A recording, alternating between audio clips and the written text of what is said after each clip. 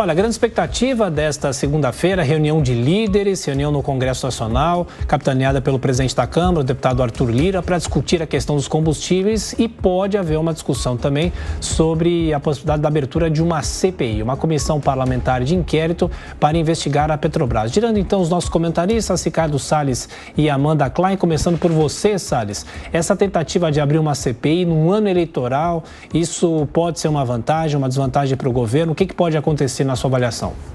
Olha, claramente uma CPI em ano eleitoral não é uma boa ideia, porque acaba virando palanque político, enfim, como toda CPI acaba virando, mas em ano eleitoral ainda maior essa probabilidade de acontecer. Por outro lado, o governo precisa dar uma satisfação à sociedade de que está tentando, de alguma forma, atenuar a consequência de dois fatores, que é a valorização do dólar e variação do preço do barril de petróleo internacional. A Petrobras é uma empresa de capital misto, é verdade.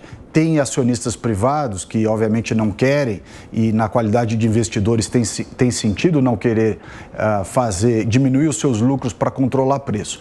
Por outro lado, como é uma empresa de controle estatal, também fica uma situação muito complicada você não ter, de forma muito explícita, quais são os cálculos que ensejam essas variações de preço. O deputado Sanderson comentou há pouco aqui no jornal a visão parlamentar sobre esse tema e disse algo muito interessante. Ele disse, olha, as análises matemáticas de variação do dólar e variação do barril de petróleo não guardam proporção com os aumentos que a Petrobras tem revelado. E essa é uma dúvida que não pode pairar no ar. Tem de haver realmente um esclarecimento muito grande acerca dessa correlação. Barril de petróleo, variação do câmbio, a parte de impostos, enfim, é como se fosse uma radiografia da composição de preços do diesel e da gasolina que chega até o consumidor. A sociedade quer saber isso e tem sentido em querer saber na medida em que o Estado, o governo brasileiro, é acionista controlador da companhia.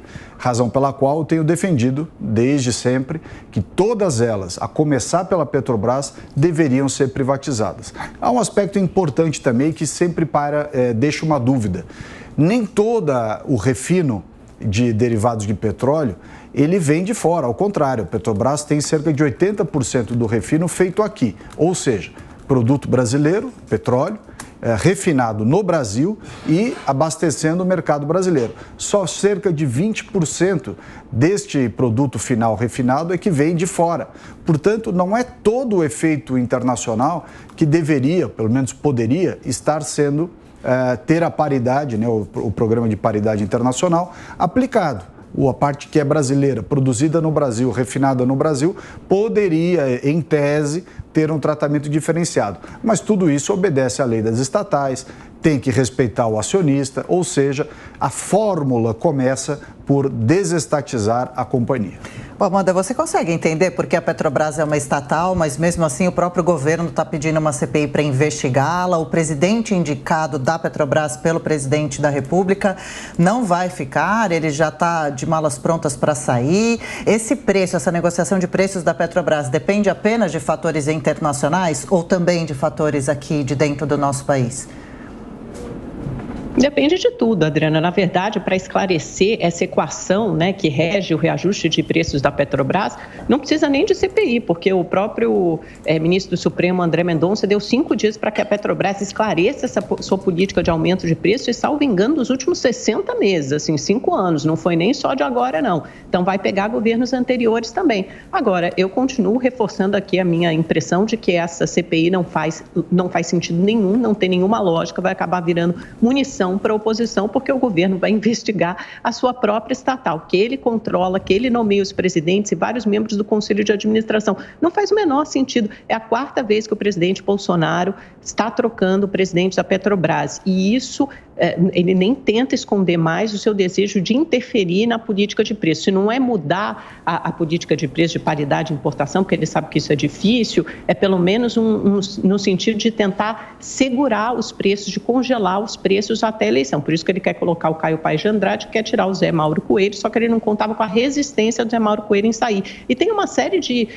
rituais ali, de ritos que você precisa seguir para nomear o próximo presidente, para convocar a nova Assembleia de Acionistas, você precisa ter tem um prazo de 30 dias. Esses nomes, 10 novos nomes para o Conselho de Administração, entre os quais o Caio Paes de Andrade, precisam atender a uma série de critérios estabelecidos em lei. Eles estão passando pelo escrutínio, estão ali como se fosse no RH da Petrobras, ali na lei de pessoas, no departamento de pessoas. Então, todos esses currículos estão sendo escrutinados, analisados para que essas pessoas possam ser nomeadas, e nesse ínterim a Petrobras foi lá e subiu mais uma vez o preço. Agora, eu acho que é muito claro, e todas as associações e empresas do setor com as quais eu falava e outros jornalistas falavam e noticiavam nas últimas semanas, já vinha uma defasagem grande em relação ao preço internacional, tanto da gasolina quanto do diesel. Da gasolina, fazia quase 4 meses que a Petrobras não reajustava o preço. Então, é óbvio, a gente viu o que acontece aí na guerra da Ucrânia, o barril do petróleo chegando subindo a $120. Então, por mais que o dólar tenha baixado, já subiu de novo nos últimos dias,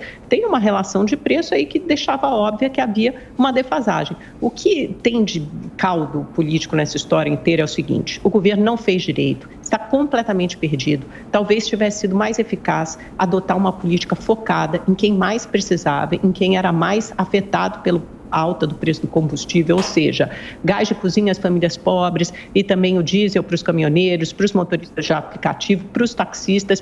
O governo resistiu, o Ministério da Economia principalmente, pode ter certeza que isso vai cair na conta do Paulo Guedes já, em fazer um fundo de estabilização, porque a União também está ganhando com esse lucro altíssimo da Petrobras, porque recebe dividendos, recebe royalties, recebe impostos. A União podia ter feito um fundo de estabilização, essa era uma das ideias que sempre encontrou resistência no Ministério da Economia, e usar justamente esses recursos vultosos da União nos últimos meses, por causa da Petrobras, para beneficiar essa parte da população, esses setores da população que mais precisavam. O governo não fez nada disso, corre contra o tempo, menos de 4 meses para a eleição, dificilmente vai conseguir fazer alguma coisa de realmente eficiente para mudar o quadro dos combustíveis, do preço de combustível no Brasil.